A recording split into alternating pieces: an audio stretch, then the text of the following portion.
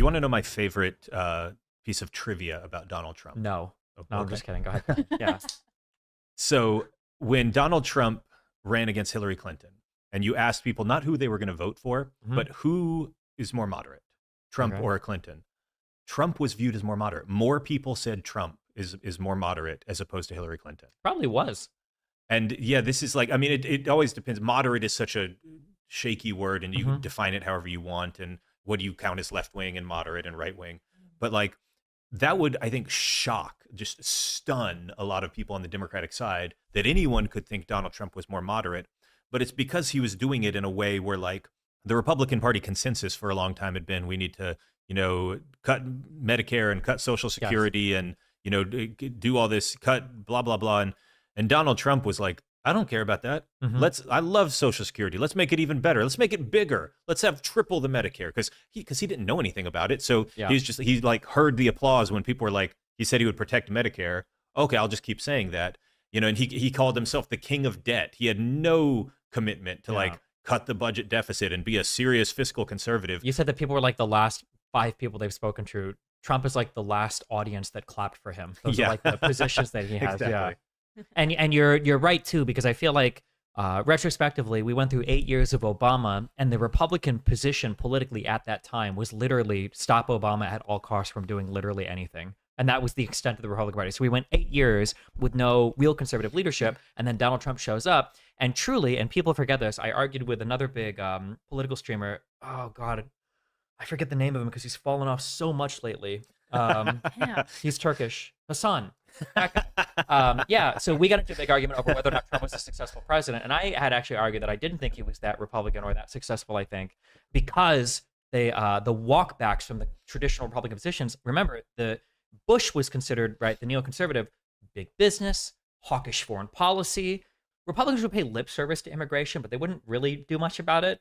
Yeah. And then I compare mean, that. back in the day, Republicans, there was a big pro-immigration Republican wing. Like, Sure, because of decades ago. because of all the cheap labor, Yeah. right, and the economic boon, right? And then you got this like populist, anti-establishment conservative that came in, and you're right. In some ways, there were hardline conservative positions that were unequivocally unchallenged that Donald Trump didn't care at all about. Like if you were a Republican, you were always hawkish on foreign policy. That was like a non-negotiable. You always, and then Trump was like, I don't care. I think we should be out of all of that. I didn't even support the Iraq war, even though Yeah. he kind of did until it became unpopular and blah blah blah. I think at some points he was talking about how like, yeah, you should jail women for abortion, but I think he also said he didn't care about funding Planned Parenthood. I feel like he said something favorable with that early on. There's obviously like the porn star, the 5 wives, the everything in his family. Yeah, in some ways, Trump was actually more moderate on that old left-right paradigm than Hillary Clinton. But Well, then he's and you have broken to in so many remember other that ways. Yeah. it's tough to win 3 elections in a row. It doesn't happen very much. It doesn't happen very much in American politics one party holds the presidency for 8 years, right?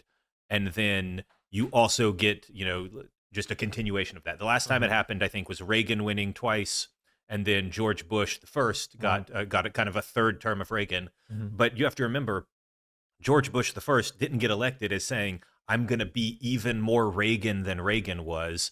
He got elected because he was seen as like the more moderate influence on Reagan. He was the moderate Republican, whereas Reagan was more in the conservative wing. And that's how he was viewed. He was a walk backwards from Reagan.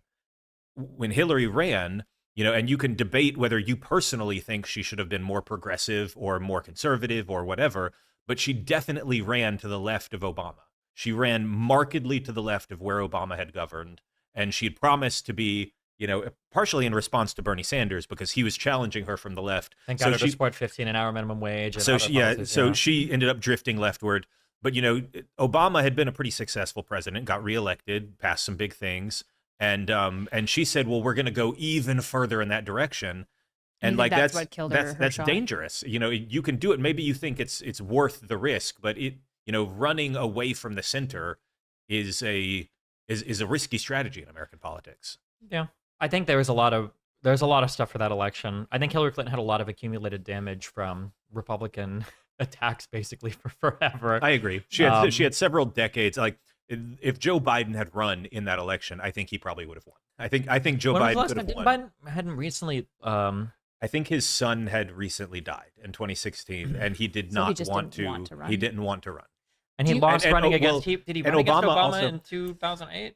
Yes, but Yeah, he dropped and out very early yeah. and supported him. But no, part of it is that Obama didn't really support Joe Biden running in 2016. It was part that I think his son died, and part that Obama was kind of like, I'm not sure it should be you.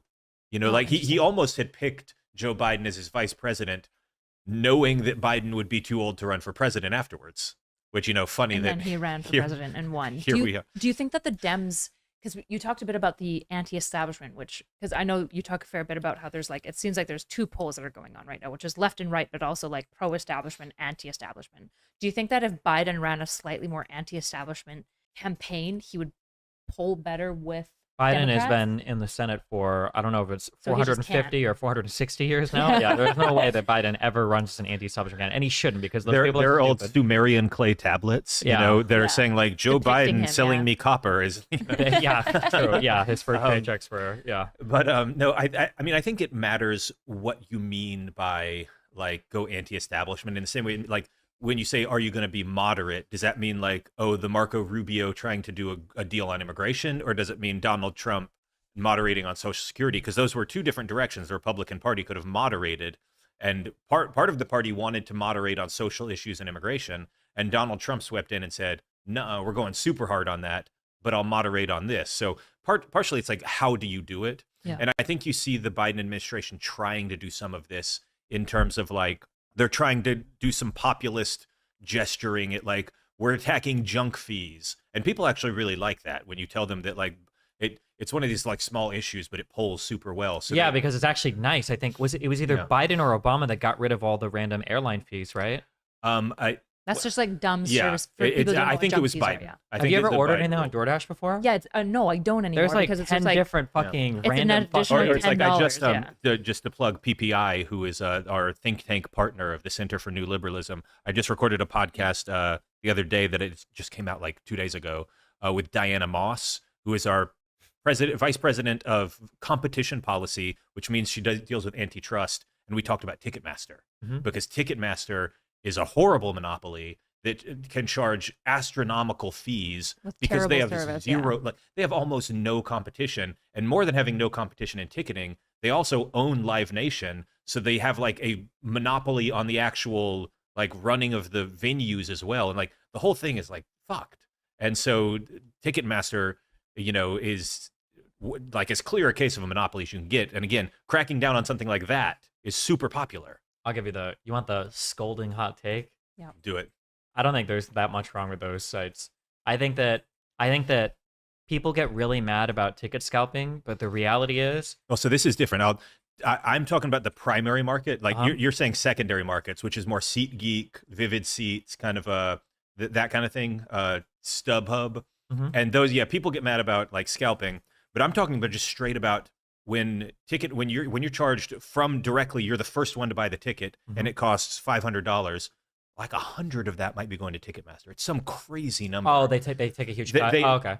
I was gonna they say, have 'cause a lot of people seem to incredible- get yeah. mad because they think the ticket prices are too high, but I think Yeah. the issue is one of it's market stuff to where those tickets are always going to cost a lot, and people get mad and they blame these companies like it should be $30 to get a ticket to this concert, and it's like, bro, there's only so many seats. Like those are Yeah. always going to be really Look, expensive. But maybe they do. Look, tickets Taylor for Swift free. is really popular, and you can't change that. And there's only so Oof, many seats in careful. the. That might be the hottest take. A lot of people that